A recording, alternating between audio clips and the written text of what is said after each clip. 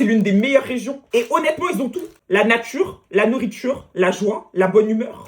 Surtout du bon fromage. Et vous savez que j'ai fait un tour de France. Mais je sais que vous n'avez pas tous regardé comme il se doit. Donc j'ai décidé de vous faire une petite recette. Et quand j'étais en Savoie, du coup, j'ai cuisiné avec un chef une croziflette. Et j'ai terriblement envie de manger ça ce soir, donc c'est ce qu'on va faire ensemble. Ah oui, si vous vous demandez pourquoi je suis rouge, c'est parce que j'ai fait un peeling ce matin. Je suis peut-être rouge, mais je suis très tchatchaze.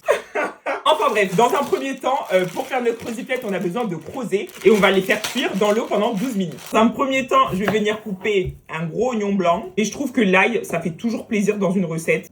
On va mettre une goutte d'ail. Par contre, sans me déconner les amis, vous savez que ce voyage en France, c'est le meilleur voyage de ma vie. Faire des vidéos avec des gens passionnés qui vous racontent leur histoire. Je vous assure, j'ai redécouvert ce que c'était de travailler avec des gens qui aiment passionnément ce qu'ils font. Et ça n'a pas de prix. Oh là là! Regardez-moi ces belles tranches de lard! Je les coupe en lardons. Je vais venir cuire mon lard. Donc là, on laisse le tout bien chanter. Et je vais venir rajouter mon oignon et mon ail. Ah, par contre, ça vient directement de la Savoie. J'ai ramené de la meule de Belleville. Dans un premier temps, on va mettre de la meule. Bon, les portions, c'est vraiment à l'œil, hein. À la gourmandise. Je coupe un petit morceau. Ce que j'ai fait, c'est que j'ai baissé le feu. Et là, mon fromage, il est en train de fondre tranquillement. Et là, je vais rajouter mes crozets. Là, je vais venir prendre mon reblochon. Reblochon. Vous savez que j'ai appris aujourd'hui qu'on disait reblochon et non reblochon.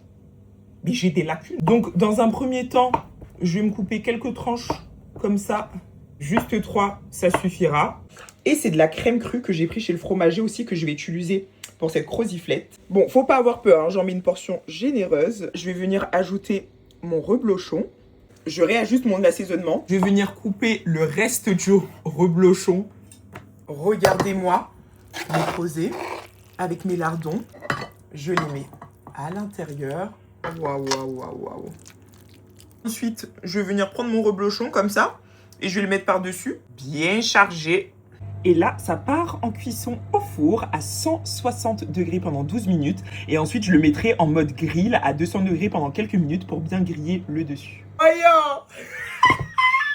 Écoutez ce bruit.